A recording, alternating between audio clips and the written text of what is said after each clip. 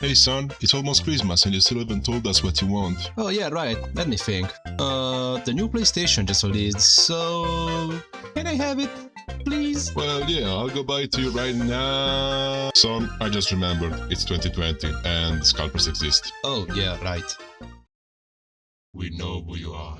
So, how about another gift maybe? Yeah, I'll think about it. Salve a tutti, io sono DeLongGamer e benvenuti in questa nuova recensione con gameplay.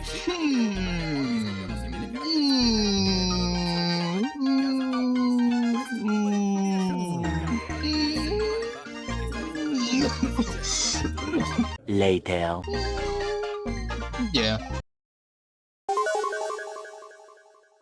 Father, I think I know what I want for Christmas. What the fuck, dude, it's like 3 AM, go back to sleep! 3 days later. Let's see what all the hype about VR is about. Okay, let's put it on and... What? Man, VR seems pretty dead at the moment, but I remember just a few years ago, a lot of companies were talking about how VR was not only the future of gaming, but of technology as a whole. So like, what happened? This is what I want to discuss in this video, and I think the best way is to start from the beginning. VR has its origin in the use of stereoscopy to make images on a 2D dimensional surface look like it has a third dimension. Stereoscopy is a technique which origins can be traced back to the Renaissance. It's used to make a flat image look like it has 3D depth by making the eyes look at two images of the same thing, just in two slightly different angles. And that's also how 3D movies work. The first prototypes of the modern VR headset date back to the mid to late 1900s, when they were used for training purpose like in the aeronautical and medical industry. We have to wait until the 90s to see widespread commercial release of VR headsets, and also the first gaming-oriented VR headset. That, of course, being the infamous Virtual Boy by Nintendo. It just wants to play. Virtual Boy. See it now in 3D. Batteries not included. We all know what happened with the Virtual Boy, its lack of any colors other than this bright red, and oh my god, can you get this off the screen? It's giving me an eye strain just by looking at it. And people were supposed to have their eyes at only a few millimeters from the screen. Once it released on store shelves, criticism arrived quickly, not only because of the hazard to the eyesight, but also because the stereoscopic technology was unimpressive, leading to the Virtual Boy being Nintendo's worst failure, being discontinued after only 1 year, and then nothing for about 20 years. Until 2012, when on August 1st, a Kickstarter campaign was launched by a company called Oculus VR, founded by Palmer Luckey, a college dropout that created a prototype of his VR headset in his parents' garage in 2011. The Kickstarter was supposed to fund a dev kit version of the headset, which sold for around $300 and started shipping around March or April 2013. After releasing a second dev kit in 2014, Oculus VR got acquired by Facebook, and in 2016 released the first customer version of their headset, being finally given a real name, that name being Oculus Rift. But little did they know that while they were releasing their dev kits, other companies were working on their version of a VR headset, mainly HTC and Valve, with the HTC Vive, and Sony with the PlayStation VR. While Sony's VR was kind of underwhelming, HTC came with a new evolution for the devices, those being the motion controllers, called Wands, which were able to track your hands and make the experience truly immersive. And obviously Oculus soon followed 8 months later with their Oculus Touch controllers. And so that's where the market stayed, until 2019. You see, up until that point, VR headsets were just peripherals that you attached to another device like a PC to use them. So you needed to have a good PC, or the worst headset of all time, to use it. But then Oculus came in with the Oculus Quest, the first real standalone VR headset, using a modified version of Android. This headset was able to play VR games without the need for a dedicated PC or console, making it the most accessible way to get into VR games. Ooh, that's kind of expensive. Yeah, while it was a noble idea, it was kind of expensive for its time, making it kind of a waste of money. Also because it wasn't really all that powerful. But, I mean, you could connect it to a PC and use it as a normal headset. Oh, wait a second, I'm getting a call. Wait, what do you mean it released with the Rift S at the same price? So yeah, if you were a newcomer, $400 was kind of too much, and if you were already playing in VR and were looking for a new headset, there was no reason to choose a Quest over the Rift S. It had some cool new tech, like it not needing external tracking devices, but just having frontal cameras that did all the tracking. And that was on the Rift S as well! Now, am I saying that the Quest flopped? Not even a bit. In its first month, they had sold over $5 million worth of quests. That's 12,000 quests in a single month, and sold over 317,000 in 2019 alone. But it just wasn't enough for it to be considered mainstream. But then, 1 year later, Oculus released another standalone headset, and that one would completely reshape the VR scene as it was known at the time. That being the Quest 2. It fixed all of the problems of the original. It had better hardware, the base model was priced at $100 less than the Quest 1. It also came at a time when people were stuck at home, not being able to do much else. So, the Quest 2 rapidly became the most popular VR headset for beginners, me included. And I think I'm gonna stop there for now, because I haven't used my VR in a while, so I guess I can go revisit some old games which I loved playing some years ago. And what's a better game to start re-exploring VR with my favorite VR game?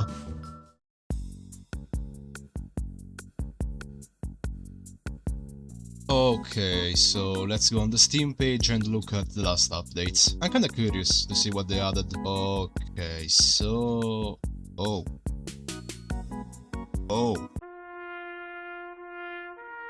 We are all here today to celebrate the life and death of poor Rec Room. Man, why do the best one always leave first? Rec Room was my most played game. Those 87 hours on Steam were from 2022 to 2026, when I kind of stopped playing it. Trust me, I have like 300 more hours on Quest, made in like 6 months. And was also the reason for why I got a VR in the first place. Rec Room was released on June 1st, 2016, originally as an HTC Vive exclusive. And from then on, the game grew. I had already seen some Rec Room when it first released, thanks to a video by an Italian YouTuber called Gabby16bit. And well, the game looked fun. Just a game where you hung out with random strangers, played games and chatted. And as a 9-year-old, I thought it was the coolest thing ever. At that moment, I decided that I wanted a VR headset. But due to some circumstances, I wasn't able to have one until 4 years later. After putting on the VR headset, the first thing I did was look for that game that I saw all those years before. In my head, there was the option that it had already shut down. After all, that video was my only exposure to it, so when I eventually found it, I was overjoyed. So I downloaded it, opened it, and created an account. The game looked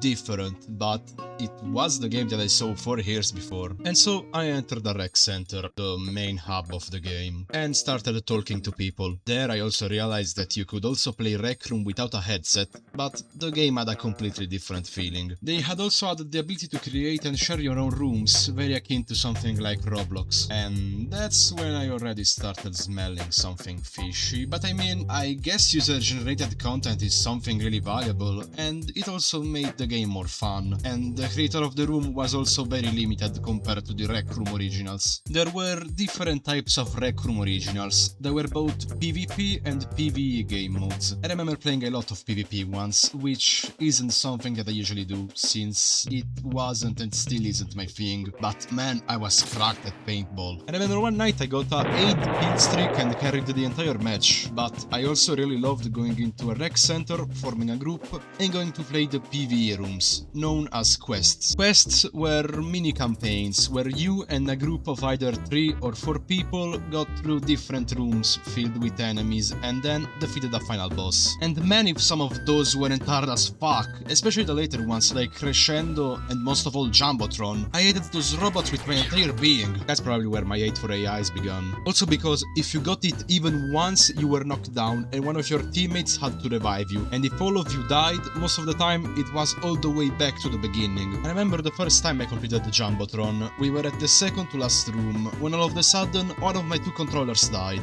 and I didn't have any spare batteries, so I gave the headset to my sister, telling her to continue moving so the game wouldn't kick me for inactivity, and run to the nearest store. Hi, how can I help you? Give me some fucking batteries and quick! Oh, okay. Thank you! Okay, have a great day. That's also the reason for why I always have a pack of AA batteries on my desk now. So I got back home, put back on the headset, swapped the batteries, and kicked the ass out of the flanker. And so I continued playing, you know, leveling up, obtaining new outfits, and damn if I wasn't dripped. My avatar had no reason to go around with all that drip. And my dorm room was also cool as fuck. It was inspired by all the various quests. I spent like 6 hours building it. And then eventually summer began. And of course, with my room turning into a giant furnace, I kind of stopped using the headset. I still logged onto Rec Room from time to time, mostly playing with real life friends, and sometimes even alone. I still made some friends there, but I started getting bored pretty quickly talking to them, so I eventually stopped playing entirely on my own. But Rec Room never stopped. After some time, they announced Rec Room Studio, a modified version of Unity, which allowed people to make standalone quality games on Rec Room, and then the ability to monetize the rooms that you created, allowing you to add things like consumables if the players paid with the in-game currency, and that's when it all fell apart. Now, there were already a lot of ways in which a creator could monetize on Rec Room, by either selling inventions, which were basically some remade assets that you could place in your rooms, or you could put some outfits in your room and lock them behind a paywall, and there was nothing wrong with it. It's just useless cosmetics. If you didn't want to buy them, you could just not do it. But with this new monetization, some people started trying to milk as much money as possible, because you could convert all of your earnings in real money, and as everybody knows, if you can make money, someone will try to exploit it. And with the young demographic of Rec Room, it was easy. And the shareholders of Rec Room supported this shift in the game's direction. The game became almost unrecognizable, driven forward by money-hungry shareholders rather than a genuine interest in making the game better. I remember back like 1 or 2 years ago, one of my friends asked me why I got so hooked on nothing more than a glorified Roblox clone. It took me some time to realize that he was talking about Rec Room, and when it hit me, it all came flooding back. Fishy smell about screenplayers and user-generated content. You see, I've told you my side of the story, the one of the Rec Room fan, the one who wanted to play Rec Room. But what about another side? Think about it, it's 2020, a group of friends was looking for a game to play, when all of a sudden they stumble upon Rec Room. I mean, it's perfect. They all play on PS4, so it's better for them, they say. It's just like Roblox. Just like Roblox. That's the thing, most of the new player base didn't care about Rec Room. They cared about the fact that it looked like Roblox. I mean, you had user-generated maps, online play with friend. If you were on VR, you had the novelty of playing it in VR. I mean, what more could you ask for? And Rec Room knew it and started pushing updates that made the game more like what Roblox was doing. Studio version to create games? We have it. User-generated clothing? We have it. More realistic models? We have it. Use of AI? We have it. For the last few months of Rec Room's lifespan, if you got on the homepage, all you could see were Roblox game ripoffs. And trust me, I know Roblox game's quality. Now, I'm kind of getting into more speculative conspiracy theories, but listen to me. But then, something unexpected happened. Roblox released on both PlayStation and VR headsets, even allowing VR players to play in full VR in every game. And so, the majority of players that were there because Rec Room looked like Roblox just left, leaving behind a greedy studio that wanted to turn their game into another one, and the little dwindling player base that still wanted Rec Room to be, you know, Rec Room. And so they tried to take back their old identity with things like the Class of 87 reunion event, which was something like what Fortnite did 2 years prior with the OG season, but at that point it was too late. And so on March 30th, 2026, they revealed that all of the servers for Rec Room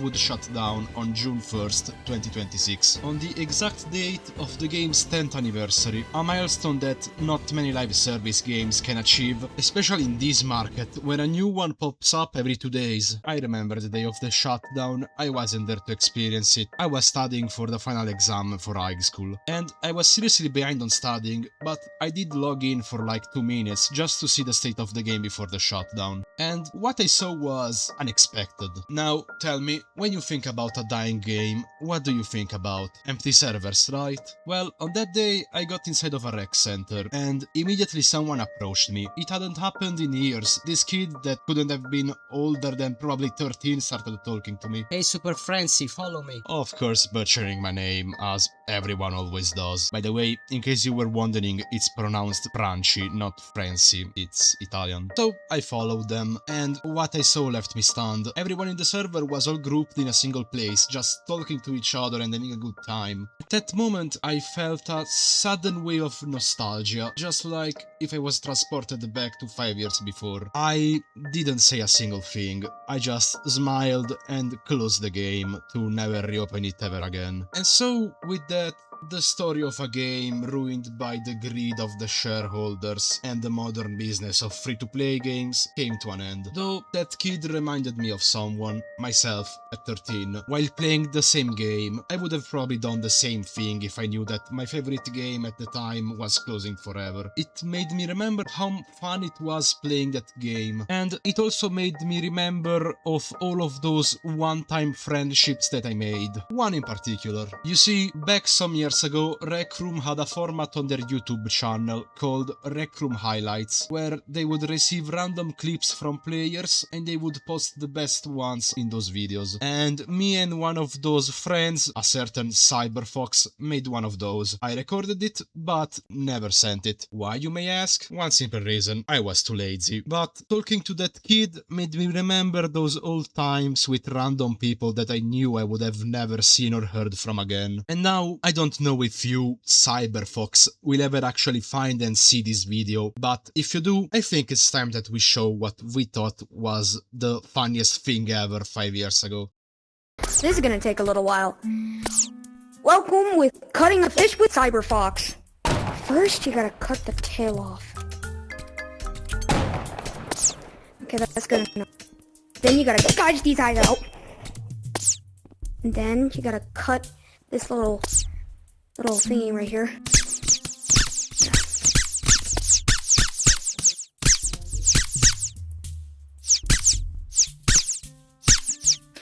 Then you gotta cut off the little fins.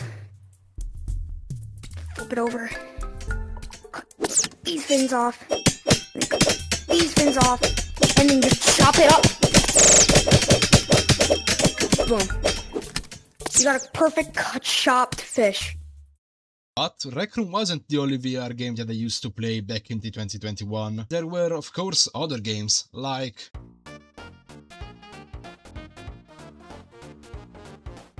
Wait, this game? Do I have to talk about it? Okay, I'll do it. VRChat was originally released on January 16th, 2014 for the first prototype of the Oculus Rift, releasing on Steam Early Access later in 2017. VRChat has always had a main focus on user-generated content. I, in fact, think that before of the whole monetization thing, Rec Room was trying to be more like VRChat. And here the UGC is much more in-depth. It allows people to create everything from words to avatars using a modified version of Unity, just like Rec Room. People are able to create everything using both a visual scripting language called Udon and also C#. And yeah, that's cool and all, you can be whoever you want. Do you like a character from any piece of media? Well, you can use it as an avatar, and people have created some really crazy things on it. Like, someone recreated the Great Plateau from Zelda Breath of the Wild on here, with a climbing mechanic and all. But then there's the whole community around it, you know, in a game about socializing. I don't know, maybe it's just a me thing, but back like 2 or 3 years ago, I got back into VR and replayed both Rec Room and VRChat. But on VRChat, when trying to talk to people, I had this itch that the person talking to me was some kind of creep. I don't know why. When in this game, I always have this thing that everybody around me is some kind of perverted freak in one way or another. I have no idea why, it's just just in here. I never had this feeling while playing Rec Room or any other social game. Maybe I'm just VRChat phobic or something like that. I don't even know if I still want to write this part of the script anymore, or even just voice over it right now. I don't want to offend anybody watching this video. If you love playing VRChat, more power to you. But I just can't. But I remember there being good things back in the day. In 2021, I switched between 3 rooms, those being Murder Mystery 3, Among Us, and the Spider Layer. First 2 are pretty self-explanatory and also very similar. Murder Mystery is like the Roblox game where there's an assassin, a sheriff, and all of the rest are innocents. The assassin has to kill everyone, the sheriff has to kill the assassin, and the innocents need to complete tasks to find proofs about the assassin. Among Us is, well, Among Us, the game that exploded in popularity around 2020, just with voice chat. And the third one was the Spider Layer. It's an hangout room with this huge city, and you also had web shooters, and you could use them to swing around. And damn if this wasn't one of the best feeling Spider-Man games that I've ever played. So yeah, that's all. I know that if I wanted, I could try to go back and play it, unlike Rec Room, but I can't bring myself into playing it again. This is my second time trying to write this script. I was originally gonna play the game and talk about my experience, but when I tried to boot it up, I'm not even joking, my body just stopped. It didn't want me to play it. By the way, literally after finishing to write this part of the script, I opened TikTok and this was the first video that popped up. So yeah, maybe people aren't creepy, they are just corny and cringe, and I get embarrassed very easily. So okay, let's see what other games I used to play. Wait, what do you mean that's all? Just those 2? I mean, I used to play some single-player games or some really niche multiplayer games, but there isn't really anything interesting that I can say about them. Single-player games remain the same, and most of those multiplayer games either shut down or don't have a player base. There was like Population 1, but I didn't really play it at all that much, also because I bought it at the end of my VR phase. So, like, what did happen? Well, for that, I think we have to go back to 2021. Do you remember when I said that the Oculus Quest 2 became the best-selling VR headset? Well, that kind of made Mark Zuckerberg, the CEO of Facebook and owner of Oculus, think that he could just create whatever he wanted. And so, after probably watching one too many times the movie Ready Player One, decided to innovate and create a new way for people to meet and hang out. The Metaverse. A digital social space where people can meet each other and explore UGC worlds while using UGC avatars. It sounds awfully familiar. Oh yeah, because not only that's literally what VRChat already was, but it basically amounted to just rebranding their already existing social game, Facebook Horizon, which had been in an invite-only beta state for a while, into a new name called Horizon Worlds, which will start releasing around the world, starting with Canada and the US on December 9th, 2021. But hey, here you can also work! Oh yeah, imagine, you are an office worker waking up every day, and instead of having to do really stupid things like going outside and having at least a minimum of human interaction, you just wake up, do breakfast, and put on a piece of plastic. And instead of burning your eyes watching a single screen at around 50 centimeters from your eyes for 10 hours a day, you have to stare at 2 screens not even 2 centimeters from them. Man, Mark believed in this so much that he rebranded the entire company from Facebook to Meta. And investors originally were hyped about the metaverse, leading to other game companies trying to make their live service game into another metaverse. Just think about Fortnite, Roblox, and the now defunct Rec Room. I actually think that the one that converted the best to the metaverse model is actually Fortnite. After all, it had already completely transformed itself in the past, going from a $40 PvE zombie shooter to a free-to-play PvP battle royale. And it also did lead to Fortnite Festival, which is big. What was he talking about again? Oh, right. And investors started pouring millions of dollars in the project, but we'll talk about the amount of the damage later. Why am I saying damage? Well, after a few months, in August 2022, Mark started posting different pictures of the metaverse on Facebook to promote it, and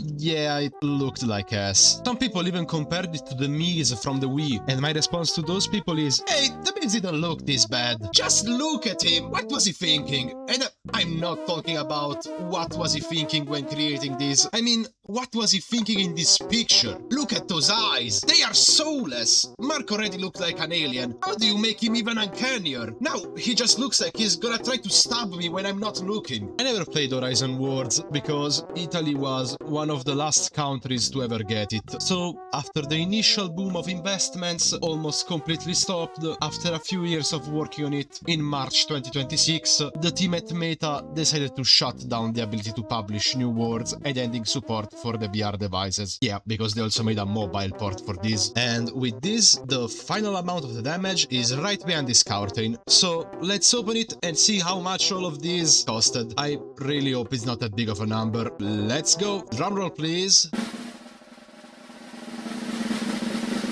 $80 billion.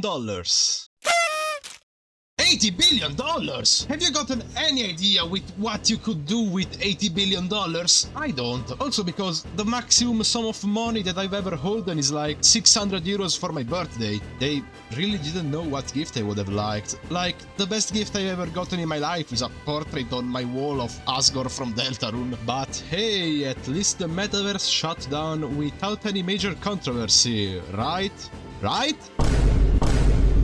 What? So, maybe everyone in VR is just a goddamn freak. Like, what the fuck? On the 26th of November 2021, a beta user reported being groped on Horizon Worlds. In my entire life, I would have never thought to read the word virtually gang raped. What the fuck? And there were also pedophiles, obviously. They are fucking everywhere, apparently. I mean, they are even in American politics, so... So you are telling me that one of the richest men in the world doesn't have the money for a moderation team? Like, can I just do a little PSA on the developers of all of these multiplayer online games? Like, I know that you make 13 plus games, but know one thing. Parents don't fucking care. Because parents can just complain about it later. Like, they can say, oh no, the game that I bought my kid, which I had a huge as fuck 18 written on it as mature content, it can't be the problem. It's those damn video game guys who actually worship Satan and are becoming of the Antichrist. Like, I've seen real videos of 4-year-olds with VR headsets. So yeah, I think you should seriously think about the fact that kids are and will always be everywhere, even when you don't want them there. Okay, let's calm down a little, okay? So obviously, if Mark abandoned the project, there has to be a good reason. It's because he shifted his focus to AI, isn't it? Yeah, because of course, after blowing away $80 billion, what we really needed was more AI slop in this world. AI slop. Wait a second. What are the most popular games on VR? Oh no. Well, at least there's Carton of Banban. That's human-made slop. It can't be. What's the most played game right now? You! Oh, banana.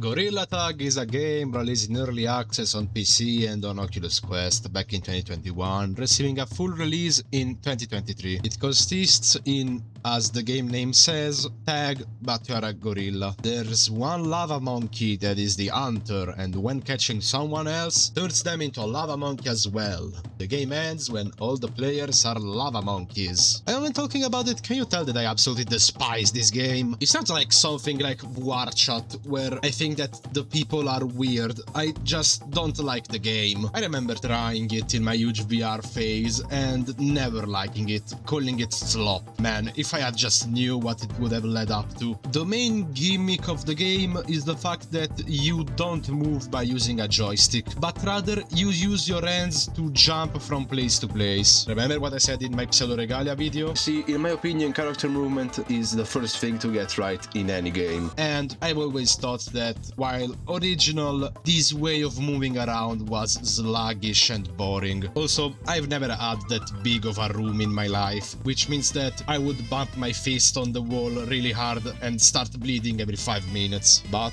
apparently people really loved this new movement mechanic, which led to a shift in the VR market. The game exploded in popularity and everyone wanted something like Gorilla Tag. And then, in early 2022, another Axiom, the main studio of the game, made the code of Gorilla Tag's movement open source. And with that, the age of Gorilla Tag clones had begun. Animal Company, Scary Baboon, Oog, Hero X Hero, Big Scary, Animal Rivals, OG Fun Monkey Horror. Like, what are most of these games? Most of them are like fusions of Gorilla Tag and another game, and all of the ones I've listed all come from the most popular section. Some of these games just sound like a shitpost. I swear to God, if someone came to me, looked me dead in the eyes, and told me that their favorite game is Lethal Ape Deluxe Ultra Mods, I don't even know what I would do.